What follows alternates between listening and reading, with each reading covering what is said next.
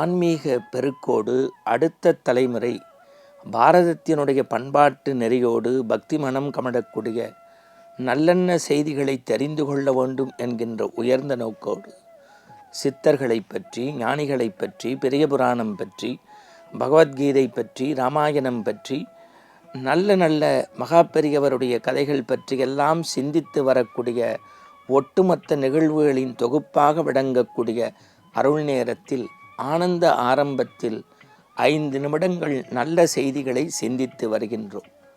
அந்த வகையில் இன்றைய தினம் நாம் பாவம் போர்க்கும் தீபத்தை பற்றி நினைக்கப் போகின்றோம். அது என்ன பாவம் போர்க்கும் தீபம்? பொதுவாகவே கோவிலுக்குள் சென்றால் ஒரு பெரிய சொற்றொடர் நம் கண்முன்னே தெரியும். துன்பம் தீர எல் தீபம் ஏற்றுங்கள், துன்பம் தீர எல் தீபம் ஏற்றுங்கள். சில கோவில்களினுடைய வெளிப்புறத்தில் நீங்கள் நலம் பெற திருக்கோவிலில் ஒரு நெய் தீபம் ஏற்றுங்கள், துன்பம் தீர எல் தீபம் ஏற்றுங்கள் ஒரு கோவில், உங்கள் வாழ்வில் நலம் பெற ஒரு நெய் தீபம் ஏற்றுங்கள். அப்புறம் இன்னும் தீபத்தை நினைத்தால் பாவத்தை போக்கலாம், தீபத்தை நினைத்தால் பாவத்தை போக்கலாம். நான் அடிக்கடி சொல்வது உண்டு, நல்ல எண்ணெயால் தீபத்தை ஏற்றுவதை விட நல்ல எண்ணங்களால் தீபத்தை ஏற்றுவோம். தீப தரிசனம் பாவ விமோச்சனம்.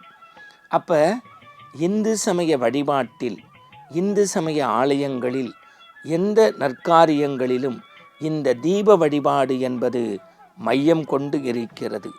அதனால்தான் இந்த மண்ணில் தோன்றிய அருட்பிரகாச வள்ளலார் எழுதினார், அருட்பெரும் ஜோதி அருட்பெரும் ஜோதி தனிப்பெரும் கருணை அருட்பெரும் ஜோதி.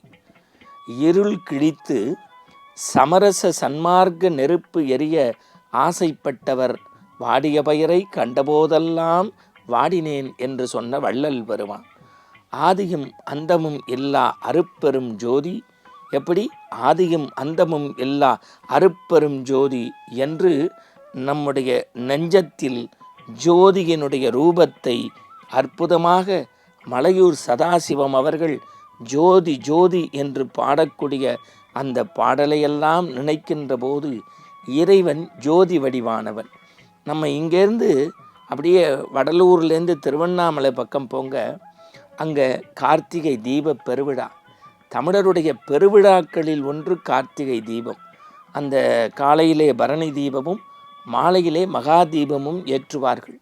அதுவும் பர்வதராஜகுமார குலத்தவர்கள் முறைப்படி விரதமிருந்து உண்ணா நோன்பிருந்து மலையவே சிவனாக நினைத்து அடிமீது அடி வைத்து அந்த உயர்ந்த கொப்பரையில் ஏற்றக்கூடிய தீபம் பல நாட்கள் நின்று நிதானமாக எரியும்.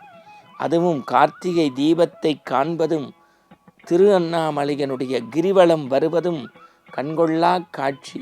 அதனால்தான் நினைத்தாலே முக்தி தரக்கூடிய அக்னி தலம் திரு அண்ணாமலை. காரணம், அக்னிக்கு அவ்வளவு சிறப்பு உண்டு. இன்றைக்கும் தமிழ் சமூக மரபிலே தீப வழிபாட்டன்று, கார்த்திகை தீபத்தன்று திருக்கோயில்களில் சொக்கப்பான் கொடுத்துறதுன்னு ஒன்று உண்டு. பழைய பனை ஓலைகளை எல்லாம் கட்டி அதிலே கற்பூர குவியலை இட்டு ஆச்சாரிய பெருமக்கள் அரோகரா கோஷத்துடன் ஏற்றக்கூடிய அந்த சொக்கப்பான் பல மணி நேரம் கழித்து அது சாம்பலான பிறகு அந்த சாம்பலை விதை நெல் பகுதியில், அதாவது வயல் வெளிகளில் அப்படியே தூவினா அந்த விதை நெல்கள் செம்மாந்து வளரும் என்கின்ற அந்த மன நம்பிக்கை, மத நம்பிக்கை, மன நம்பிக்கை ரெண்டுமே உண்டு. காரணம், தீபத்திற்கு அவ்வளவு வலிமை. இன்றைக்கு இந்தியா முழுக்க பறந்து விரிந்திருக்கக்கூடிய நம்முடைய பாபா வழிபாட்டை எடுத்துக்கொள்ளுங்கள். நீங்கள் சொன்னீங்கன்னா எந்த பாபா கோவிலுக்குள்ளே போனாலும் துமி என்கின்ற அணையா அடுப்பு நெருப்பு எரிந்து கொண்டே இருக்கும். அதுக்கு பேர் என்ன? துமி. அந்த துமி அடுப்பிலிருந்து வரக்கூடிய உதி என்கின்ற திருநீர், நாம் சொல்லுவோம்ல, மந்திரமாவது நீர், வானோர் துதிக்கப்படுவது நீர், சமயத்துள்ளது நீருன்னு. அந்த துமி என்கின்ற துன்பத்தை, நம்முடைய மதமாச்சரியத்தை, அகங்காரத்தை, ஆணவத்தை, நம்முடைய தீய எண்ணங்களையெல்லாம் சுட்டரித்து எப்படி நெருப்பு ஒன்றை சுத்தப்படுத்துகிறதோ அதுபோல உதி என்கின்ற அந்த நெருப்பை பூசிக்கொண்டால் பாபா நம்முடன் இணைந்து வருவதாக அர்த்தம். அடுத்து நான் அங்கேருந்து கொஞ்சம் அப்படியே மாறி கேரளா பக்கம் போகிறேன். சபரிமலையில் உங்களுக்கு தெரியும், ஆண்டுக்கு ஒரு முறை ஐயப்பன் அவர்களுடைய தாய் தந்தைக்கு சொன்ன வடிவிலே பொன்னம்பலமேட்டிலே ஜோதி சொரூபமாக காட்சி தருகின்றான். அந்த வினாடியில் தேவர்களும் முனிவர்களும் பூஜை செய்வதாக அர்த்தம்.